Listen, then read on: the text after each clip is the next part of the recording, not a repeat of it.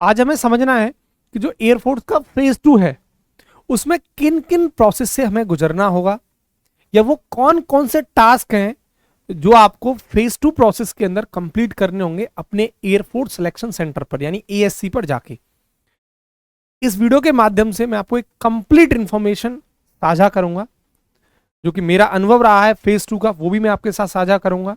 मैंने इसको क्वालिफाई किया, वो भी आपके साथ साझा करूंगा कि किन किन बातों का आपको ध्यान रखना है जिससे कि आप फेज 2 को क्लियर कर पाए, और किन किन जो आपके अंदर कमियां हैं उनको आप कैसे इंप्रूव किया जा सकता है जिससे कि हम पहले से प्रिपेयर रहें ताकि हमारा फेज 2 बहुत बेहतर हो पाए। ठीक है, तो जैसे सबसे पहले हमारा फेज 1 होता है, जैसे आप रिटन एग्जाम बोलते हो, जो कि आपने दिया है सबने। अब रिटन एग्जाम का रिजल्ट आएगा और उसके जस्ट बाद आपका फेज 2 होगा, और फेज 2 के लिए करीब करीब 1 से 1.5 महीना मिलता है, लेकिन इस बार थोड़ा कम टाइम हमें मिलेगा। ठीक है, अब जितना भी जो समय हमें मिलेगा उसमें हमें तैयारी करके चलनी है। ठीक है, क्योंकि बहुत लड़के तो रिजल्ट का वेट करते हैं, उसके बाद प्रिपरेशन करना स्टार्ट कर देते हैं। कुछ लड़के की जो बहुत अच्छा स्कोर पहले से उन्हें उम्मीद रहती है कि हमारा बहुत अच्छा होगा, तो पहले से तैयारी कर देते हैं। ठीक है, लेकिन अगर हमें 20-30 दिन में मिले तो बहुत होता है हमारे लिए इस फेज 2 को क्लियर करने के लिए। अब ये जो फेज 2 होता है इसमें 3 प्रोसेस आपके सामने है, 3 प्रक्रियाएं। सबसे पहले पीएफटी फिजिकल फिटनेस टेस्ट, दूसरा एसआरटी सिचुएशन रिएक्शन टेस्ट, और तीसरा जीडी ग्रुप डिस्कशन। कई बार ये भी लड़का बोलता है, सबसे पहला क्वेश्चन उसका ही होता है इसमें सबसे टफ कौन सा है। तो मेरा जो अनुभव रहा है, जो सबसे टफ इसमें पार्ट माना जाता है वो है जीडी। अब जीडी क्यों टफ होता है वो मैं जब जीडी के बारे में डिस्कस करेंगे वो मैं आपको जरूर इन्फॉर्म करूंगा, है ना, जरूर एक एक चीजें आपके साथ साझा करूंगा। जैसे आपका मान के चलिए कल आपका फेज 2 है, ठीक है, तो आज आप सेंटर पर पहुंच जाएंगे, तो करीब ये जो प्रोसेस है फेज 2 की सुबह 4 या 4:30 बजे से स्टार्ट हो जाती है मॉर्निंग में।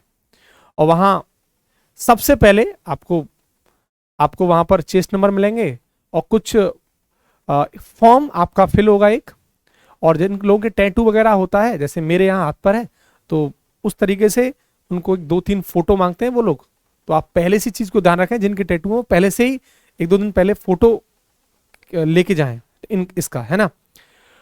वो वहाँ फोटो जमा होता है, उस तरीके की प्रोसेस होती है। बाकी का उसके बाद जितने भी स्टूडेंट्स वहां होते हैं और उनके ग्रुप डिवाइड हो जाते हैं, जैसे 400 हैं तो 150 या 200 के 2 ग्रुप बन जाएंगे। तो पहले एक ग्रुप की रनिंग होगी, उसके बाद दूसरे ग्रुप की रनिंग होगी, इस तरीके से। तो सबसे पहले आपका पीएफटी होता है। अब पीएफटी के अंदर फिजिकल फिटनेस टेस्ट के अंदर हमारी 1.6 किलोमीटर यानी 1600 मीटर की रनिंग होती है, जिसके लिए हमें 6.5 मिनट मिलती हैं, पूरे 6.5। 1 मिनट भी कम या 1 सेकंड भी कम नहीं मिलेगी, भले थोड़ा सा 6:30 की जगह 4-5 सेकंड एक्स्ट्रा ही मिलेंगी, आपको कम नहीं मिलती हैं, ये आप ध्यान रखें। 6.5 मिनट तो पहले से आप इसकी तैयारी जरूर करके चलें। कई बार हम ये सोचते हैं कि अरे हम तो सीधा सेंटर पर जाके मारेंगे, वो गलत फहमी होती है, कई बार गलत प्रूफ हो जाता है। तो आप पहले से तैयारी करके चलें घर पे, अगर आपका टाइम अच्छा आ रहा है 6-6.25 मिनट तो इट्स ओके। दूसरी बात जो मुझे आपके साथ साझा करनी है, वो सबसे बड़ी बात क्या है कि जो फेज 2 की जो प्रोसेस है इसमें कोई भी किसी को एक्स्ट्रा मार्क नहीं मिलता है। जैसे आपकी जो फाइनल मेरिट आएगी एयरफोर्स की, वो आपकी रिटन यानी फेज 1 के बेसिस पर आती है। मान के चलिए किसी ने जो रनिंग है वो 6.5 की जगह 4.5 या 5 मिनट में मार दी, और एक ने 5.5 मिनट में मारी, एक ने 6.5 मिनट में मारी, तो इन तीनों को बराबर कैटेगरी में रखा जाएगा। ऐसा नहीं है कि नंबर कम या ज्यादा दे दी जाए, नंबर का कोई मतलब है ही नहीं। यहां तो सिर्फ क्वालिफाइंग, ये जो फेज 2 की प्रोसेस है ना, ये कंप्लीट तीनों प्रोसेस ये क्वालिफाइंग है, आपको क्वालिफाई करनी है। यहां कोई भी मार्क्स आपको नहीं दिया जाएगा। आपकी जो फाइनल मेरिट है वो सिर्फ और सिर्फ रिटन यानी फेज 1 के बेसिस पर बनेगी, ये आप जरूर ध्यान रखें। ठीक है, तो आपको यहां कोई होड़ नहीं है कि मुझे 6 मिनट में आना है, मुझे 6.5 मिनट में आना है। आपको आराम से शांति से 6.5 मिनट में माननी है। ठीक है, दूसरी बात, यहां कई बार मैंने ये देखा है, खुद मेरे साथ हुआ कि जब मेरा फेज 2 था तो रनिंग के लिए मैंने क्या करा, मुझे जो प्री वर्कआउट नहीं होते हैं वो प्री वर्कआउट मैंने ले लिया। अब मुझे लगा था कि मैं पहले जो राउंड है 150 बच्चों का उसमें आ जाऊंगा, मेरे सेंटर पर करीब 300, 350, 350 स्टूडेंट्स रहे होंगे, तो 150 वाले सेकंड सेक्शन में मैं था। अब मैंने जब उसको पिया प्री वर्कआउट को, तो तुरंत ही 10 सेकंड 15 सेकंड बाद पूरे बॉडी के अंदर ब्लड का सर्कुलेशन बहुत हाई हो गया, और पूरा पूरा रेड रेड पूरा शरीर हो गया। और वहां हालत ये खराब हो गई कि ये लग रहा था कि मुझे कैसे भी करके यहां से भागूं, कैसे भी करके यहां से रनिंग करना स्टार्ट करूं, लेकिन जो मुझसे पहले ग्रुप था उसको भगा दिया गया। अब बाकी का इंतजार तो करना पड़ता। तो बहुत क्रिटिकल सिचुएशन हो गई थी। वो तो सबसे बड़ी बात है कि वहां मुझे किसी एयरफोर्स के इंस्ट्रक्टर ने देखा नहीं, वरना मुझे हो सकता है वहां से आउट भी कर दिया जाता। और बड़ी मुश्किल से मैंने इस चीज को कंट्रोल किया। तो बाकी का मैं आपको यहाँ अपनी तरफ से एडवाइस दूंगा, कोई भी टैबलेट किसी के कहने पे, कोई भी इंजेक्शन किसी के कहने पे, और किसी कहने पे कोई भी प्री वर्कआउट लेने की जरूरत नहीं है। अक्सर मैं वहां देख रहा था कुछ लोग टैबलेट खा रहे थे, कुछ बुल की एक वो ड्रिंक आती है ड्रिंक, वो ले रहे थे। ये सब बिल्कुल ना करें, इन सब चीजों की जरूरत नहीं है। कोई भी आपको इफेक्ट होगा तो प्रॉब्लम सिर्फ आपको होगी, ये चीज जरूर ध्यान रखें। और किसी ने वहां देख लिया तो फिर आपके सामने प्रॉब्लम है, ठीक है। इन सब चीजों का जरूर ध्यान रखें। अब इसके बाद जब आपकी रनिंग हो जाएगी, ठीक है, तो जो रनिंग में आउट हो जाएंगे तो भाई वो तो निकाल दिए जाते हैं। अक्सर बहुत कम लड़के रनिंग में आउट होते हैं, बहुत कम, बहुत कम। उसके बाद सबसे पहले आपको ग्राउंड में लिया जाएगा, वहां सबसे पहले पुशअप्स, 10 पुशअप्स।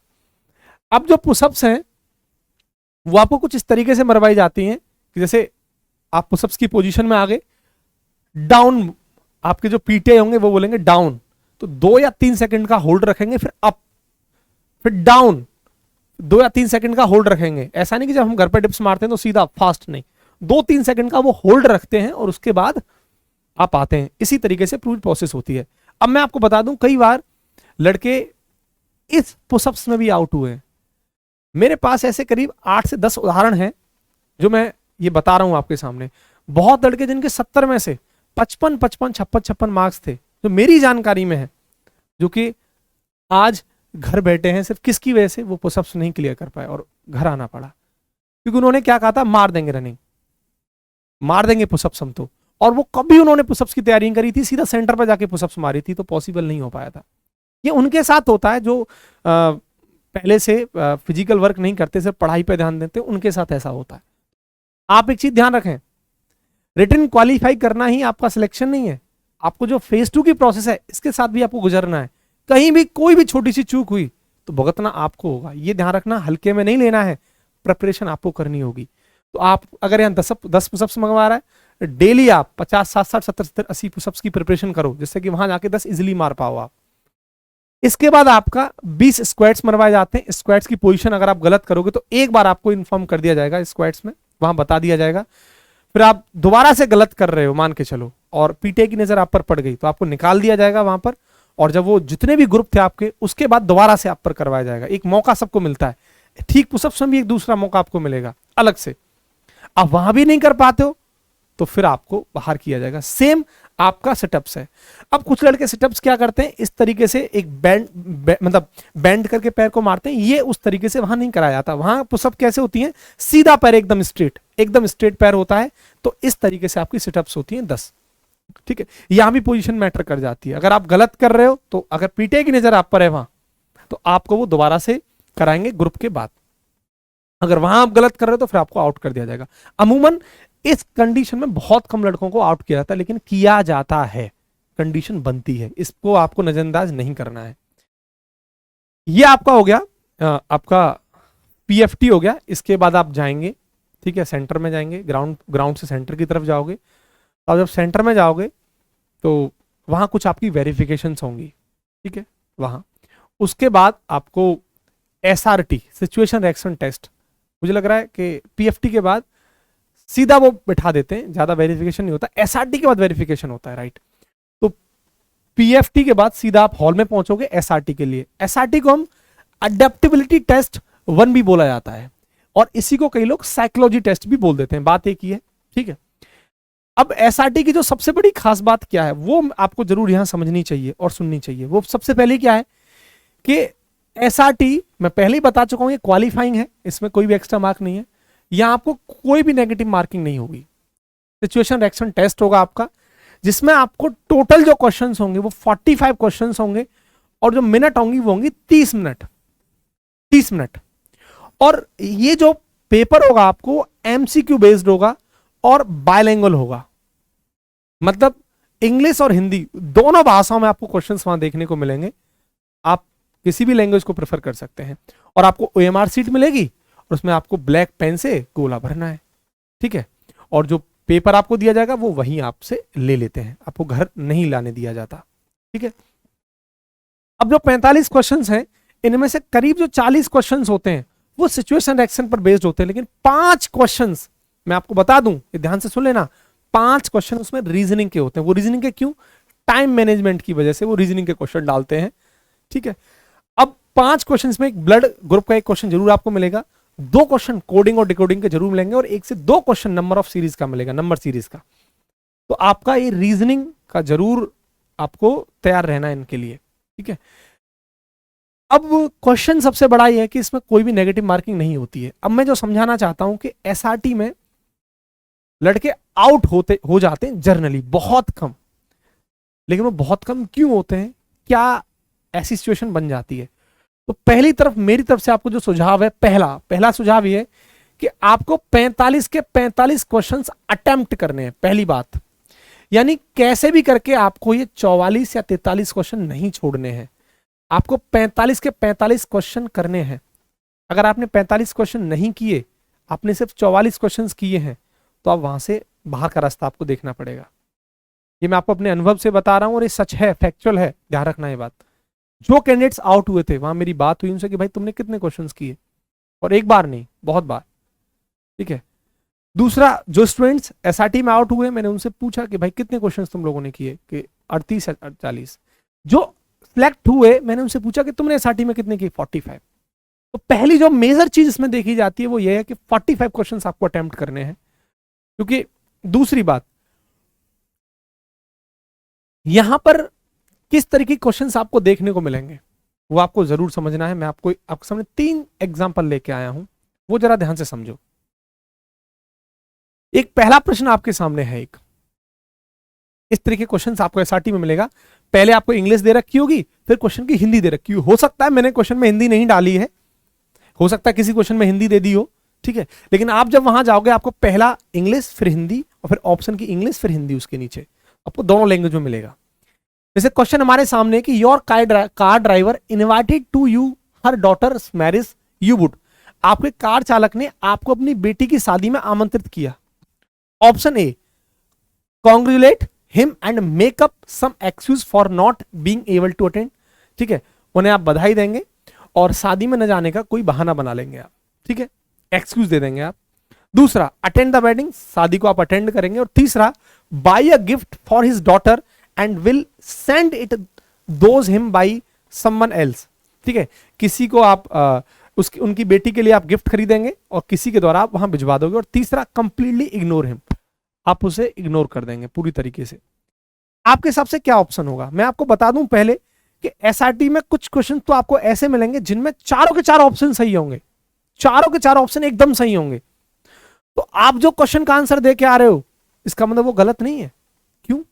एसआरटी होने से पहले वहां एक फॉर्म फिल होगा आपका, एक फॉर्म फिल होता है जो मैंने आपको बताया था मॉर्निंग में। जो फॉर्म फिल होगा उस फॉर्म में आपका बैकग्राउंड, फैमिली बैकग्राउंड क्या ये पूछा जाता है। जो 4:30-5 बजे आपका जो फॉर्म फिल होता है उसमें फैमिली बैकग्राउंड, आपका बैकग्राउंड क्या है, फार्मर है या क्या है, आपका एक बैकग्राउंड उसमें पूछा जाता है। तो क्वेश्चंस आपको अपने बैकग्राउंड के हिसाब से देने होंगे, ठीक है। लेकिन इस क्वेश्चन में बैकग्राउंड की बात नहीं हो रही है। ऐसे बहुत सारे क्वेश्चंस आपको मिलेंगे जो आपके साथ साझा करूंगा मैं। अब यहां पर कार ड्राइवर की बात हो रही है। अब कार ड्राइवर की बात हो रही है मतलब आपका कार ड्राइवर है, मतलब एक गरीब तबका से आने वाला व्यक्ति है। अब जब गरीब वर्ड आ जाता है तो समाज में इस वर्ड का ये भाव है कि हम उसे इग्नोर नहीं कर सकते। हम उसे इग्नोर कर रहे हैं तो गरीब और अमीर में हम फर्क क्रिएट कर रहे हैं। इसके हिसाब से हमारा जो आंसर है, पहला अगर ऑप्शन पे जाओ तो पहला बोल रहा है कांग्रेट करोगे, उन्हें बधाइयां दोगे और एक्सक्यूज कर दोगे। इसका मतलब ये हुआ कि आप उनके गरीब होने की वजह से आप उनकी शादी में जाना नहीं चाहते हैं, जो कि एक नेगेटिव मैसेज शो कर रहा है। तो ये तो नहीं होगा। अटेंड द वेडिंग एक ये है, और दूसरा buy a gift for his daughter, उनकी बेटी के लिए आप गिफ्ट खरीदोगे and will send it those him by someone else, किसी के द्वारा आप भिजवा दोगे। एक ये है। अब ये आपकी सिचुएशन पर डिपेंड करता है। लेकिन तीसरा कंप्लीट ये भी गलत है। अब बी और सी में आप क्या आंसर देना चाहोगे? सबसे जो बेस्ट आंसर होगा वो आपका बी आंसर होगा। क्यों? क्योंकि वो गरीब तबका का व्यक्ति है और आप जब उसकी शादी में जाओगे तो उसे अच्छा लगेगा, एक समाज को सही मैसेज जाएगा कि आप एक गरीब और अमीर में फर्क महसूस नहीं कर रहे हैं, आपके यहाँ जो काम कर रहा है आप उसको उतनी उत्साह से उसकी शादी में जा रहे हो, उसको भी अच्छा लगेगा और समाज को सही मैसेज जाएगा। तो उसके हिसाब से आपका जो आंसर है इसमें बी होना चाहिए।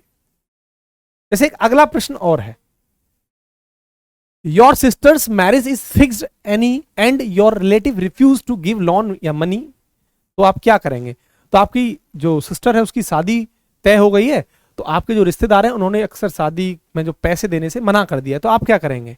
ऑप्शन पहला बोल रहा है take a loan from your friends and will do the marriage of your sister very beautifully, आप अपने मित्रों से लोन लेंगे, पैसे लेंगे और बड़ी धूमधाम से बड़े अच्छे तरीके से आप शादी करोगे। दूसरा, कैंसिल और पोस्टपोन द मैरिज, कैंसिल कर दोगे शादी को। तीसरा, use some false wrong method to earn money in the small time.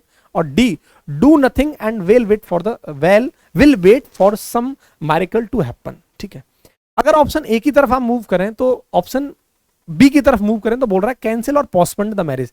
तो ये आपको ये शो कर रहा है कि जब आप शादी, आपकी बहन की शादी है, तो इसका मतलब आप पहले से और तैयार नहीं थे कि अगर भाई प्लान ए हमारा कैंसिल होता तो प्लान बी हमें बना के रखना चाहिए। तो ये आपकी प्लान को शो करेगा। जब आप एयरफोर्स ज्वाइन करेंगे as a officer, as a air force soldiers, आपको आंसर देना है कि आपके सामने वहां कंडीशन बन गई, प्लान ए फेल हो गया, इसका मतलब प्लान बी के साथ आप रेडी नहीं थे, तो प्लान बी भी आपके पास रहना चाहिए। तो कैंसिल करेंगे तो इसका मतलब ये शो कर रहा है कि आप प्लान बी आपके पास नहीं था, आप पूरी तरीके से उस युद्ध के लिए रेडी नहीं थे। अगर सी पर जाएं, यूज सम फॉल्स और रॉन्ग मेथड, ये तो गलत है, कभी डिफेंस ये चीज तो चाहता ही नहीं कि आप गलत तरीके से चीजें करो।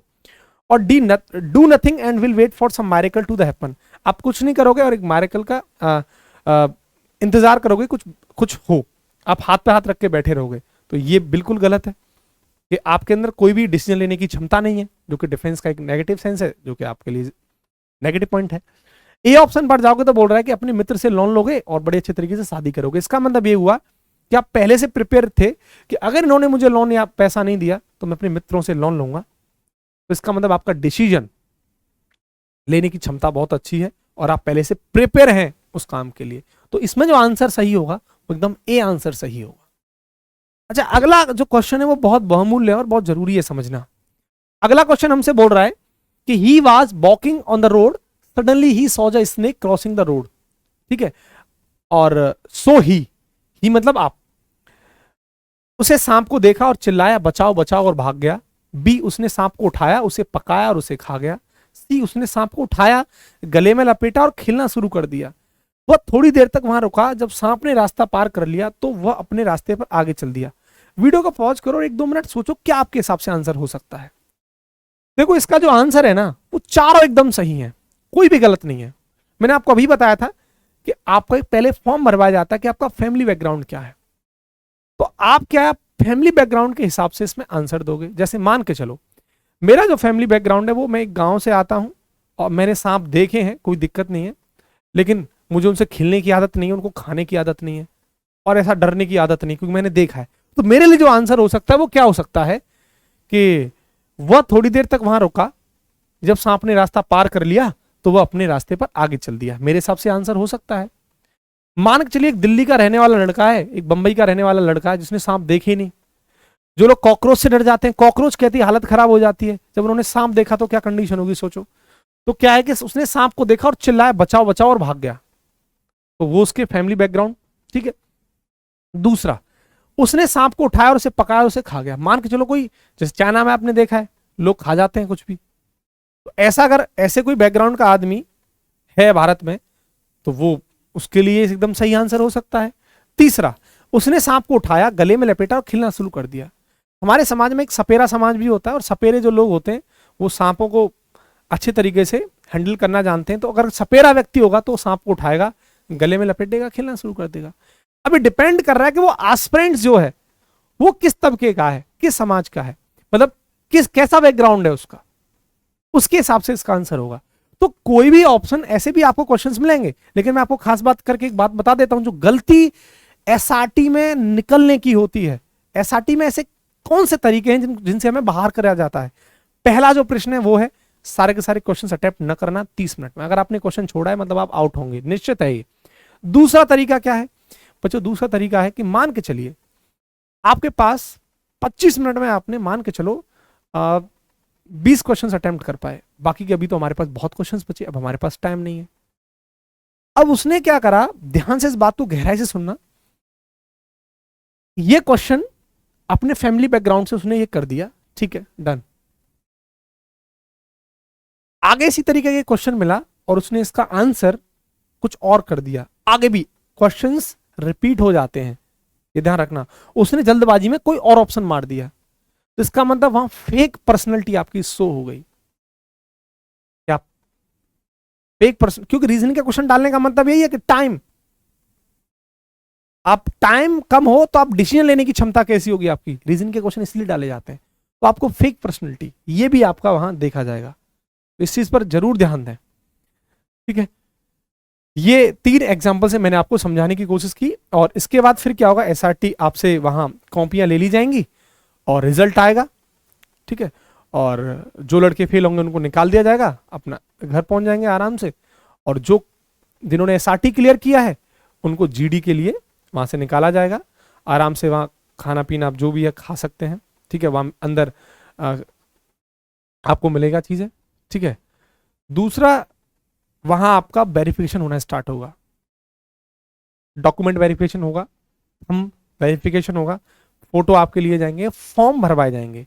बहुत सारे लड़के एनसीसी का सर्टिफिकेट जिनके पास होता है तो एनसीसी वालों के लिए अलग से बुलाया जाता है उनको, ठीक है, वहां पे। तो सारी प्रोसेस आपकी वहां डॉक्यूमेंटेशन चलेगा, तो आपको अपने डॉक्यूमेंट्स, वो सारी बातें करेंगे हम, क्या क्या डॉक्यूमेंट लेके जाना है वो बात की बात है, ठीक। अब इसके बाद थर्ड होता है आपका जीडी, जिसे आप ग्रुप डिस्कशन कहते हैं, अडेप्टेबिलिटी टेस्ट सेकंड जिसको बोला जाता है। ये जो है ना, ये बड़ा टफ होता है, क्योंकि उन लड़कों के लिए जो ग्रामीण परिवेश से आते हैं, गांव से आते हैं, जो गांव से आते हैं उनके लिए इंग्लिश थोड़ा सा टफ हो जाता है। और इसकी जीडी की सबसे खास बात क्या है, कंप्लीटली इंग्लिश में होता है, इसमें कोई हिंदी की गुंजाइश नहीं है। तो आपको पूरी प्रोसेस बताऊंगा जीडी में बच्चों होता क्या है जब आप जाओगे, ठीक है। अब हुआ क्या कि जितने भी कैंडिडेट एसआरटी के बाद उसमें बचे हैं, मान के चलो 100 लड़के बचे, अब वहां क्या होगा, 100 लड़कों का एक ग्रुप डिवाइड होगा 15-15 से, 15-15-15, ठीक है। तो जब आपका ग्रुप डिसाइड हो जाएगा 15 लड़कों का, तो आप अंदर जाओगे, ठीक है, हॉल में। वहां आपको एक सेमी सर्कुलर पाथ में बैठना है, इस तरीके से सेमी सर्कुलर पाथ में। आपके यहाँ इंस्ट्रक्टर और जो कमांडर है वो होंगे, 2 लोग होंगे, तो एजुकेशन इंस्ट्रक्टर और एक कमांडर आपके पास होंगे, 2 लोग। बाकी का जैसे एक ही चेयर यहाँ होगी, 2 ऐसे करके 15 चेयर होंगी, इसी क्रम में 15 चेयर। तो आप वो जो चेस्ट नंबर दिए गए थे और दोबारा से जब आप आ जाते हो पीएफटी देके, वो रख लिए जाते हैं और दोबारा से नए चेस्ट नंबर दिए जाते हैं। खैर इतना जरूरी नहीं है, ठीक है। तो आप यहाँ पहुंच जाते हो, पहुंचने के बाद आप वहां विश करते हो, good morning and good afternoon whatever. अब इसके बाद जो सबसे पहला पॉइंट है वो ये है कि आपको वहां एक पेज A4 साइज का मिलेगा और वहां ऐसे कोई भी लिखा हुआ होगा न्यूज़पेपर पर, ठीक है। जैसे मेरा था ओल्ड एज होम पर, ठीक है, वृद्धाश्रम। अब वहां टाइटल नहीं लिखा होता, आप सोचो जैसे जैसे कोई न्यूज़पेपर पर है, वो आर्टिकल लिखा हुआ है, तो वहां टाइटल नहीं लिखा होगा। अब होगा क्या कि आपको वो पेपर दिया जाएगा और करीब करीब 2-2.5 मिनट आपको दी जाती है उसको पढ़ने के लिए, 2-2.5 मिनट। अब जो पढ़ने के लिए दी जाएंगे वो वापस कर लिया जाएगा। अब आप स्टार्टिंग हो जाएगी इधर से 1, जो भी है आपका स्टार्टिंग, ऐसे 1 2 3 4 5 6, तो वहां से 1 से स्टार्टिंग कर देंगे, वो जो भी आपका असेंडिंग ऑर्डर में है ना। तो जब आप बोलना स्टार्ट करोगे तो सबसे पहले आप क्या करोगे, good morning, good afternoon, introduction दोगे आप। अब इंट्रोडक्शन कई बार तो लोगों के लिए लकी साबित होता है, बहुत जगह तो इस तरीके से जीडी होता है कि इंट्रोडक्शन पे लोग पास कर देते हैं, लेकिन कुछ जगह ऐसा नहीं होता, मैं आपको बता दूं। तो बहुत लोग तो इंट्रोडक्शन को रटते हैं, इंट्रोडक्शन को उनको हटवाया भी जाता है, बट कहीं तक ये सच भी है, बट पूरी तरह सच है ये गलत है, ये भी ध्यान रखना। कई बार तो सेंटर में ये होता है, वो पक जाते हैं इंट्रोडक्शन सुन सुन के, कितना सुनेंगे इंट्रोडक्शन। हाँ, स्टार्टिंग में जो पहला बैच है उसका सुन लेंगे, बात खत्म। उसके बाद सीधा मना करते हैं, जैसा कि मेरे बैच में हुआ, सीधा मना कर दिया, नो इंट्रोडक्शन, कोई इंट्रोडक्शन की जरूरत नहीं, आप इस पर बोलना स्टार्ट करें। अब जो कंटेंट है जो आपने पढ़ा था 2-2.5 मिनट में, अब उससे आप बोलना स्टार्ट करेंगे, हाँ स्पीक, अब उसके बारे में आप बोलिए। पहला, कई बार तो वो ये पूछ लेते हैं कि बताइए 4th लाइन में क्या लिखा था, 4th पैराग्राफ का मतलब क्या है। अब आपके पास पेपर तो है नहीं, मतलब पहला सेंटेंस यहां से क्लियर होता है कि रीड केयरफुली, और उसकी इमेज आपको अपने दिमाग में बनानी है। और एक कब आएगी, जब आप पहले से प्रिपरेशन करके गए होंगे, पहले से तैयार होंगे, वरना वहां से आपका रास्ता बाहर है, ये तय है, उसको आप हल्के में नहीं ले सकते। इसी तरीके से सारी प्रोसेस होगी और उसके बाद आपका जब ये प्रोसेस हो जाएगी 15 लोगों की, उसका जीडी होगा, जैसे ग्रुप डिस्कशन बोल रहे हैं, तो आपस में 15 लोग एक डिबेट करेंगे उसी बात पर, ठीक है, तो डिबेट करेंगे। अब वो जो इंस्ट्रक्टर हैं जो आपको देखेंगे कि आप किसी को कट तो नहीं कर रहे हैं, जैसे कोई आपस में बात कर रहे हैं, हम सब लोग हम एक दूसरे की बात को कट तो नहीं कर रहे हैं, अगर हम कट कर रहे हैं तो हमारा बाहर होने का रास्ता तय है, ठीक है। हमें सबको वहां सपोर्ट करना है। जीडी का मतलब ग्रुप आप ग्रुप को मेंटेन कैसे बना के रखोगे ये वहां देखा जाता है, तो ग्रुप डिस्कशन के अंदर ये सारी चीजें होंगी। बाकी का मेरी तरफ से आपको एक ये सलाह है कि आप जरूर तैयारी करें इसकी, बिना तैयारी के आप जाओगे तो आपके अंदर वो कॉन्फिडेंस का लेवल नहीं रहेगा बच्चों। आप जरूर तैयारी करें इसकी, प्रिपरेशन जरूर करके जाएं एसआरटी और इसकी और पीएफटी की।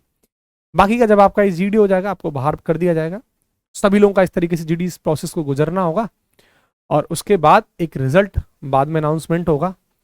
तो जो लोगों का नहीं होगा उसको साइड में बुला लिया जाएगा, तो आपके जो ऑफिसर्स थे वो आपके पास जाएंगे, आपको सांत्वना देंगे कि भाई एक सिक्के के दो पहलू होते हैं, हार या जीत, आगे अच्छी तरीके से कोशिश करना।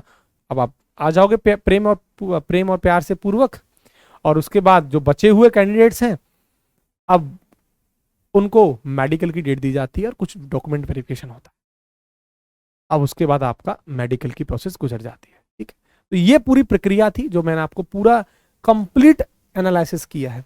बाकी का आपको और क्या जानना है इसके बारे में आप अपनी एक व्यक्तिगत कमेंट सेक्शन में कमेंट कर सकते हैं। वैसे मैं कमेंट इतना ज़्यादा नहीं रीड करता, लेकिन आप जब कमेंट करोगे इस वीडियो पर तो मैं जरूर उनको देखूंगा क्योंकि ये बहुत ज़रूरी है, ठीक है। तो आप जितना जल्दी कमेंट करोगे जो आपके प्रश्न होंगे उनका मैं जरूर उत्तर दूंगा, है ना।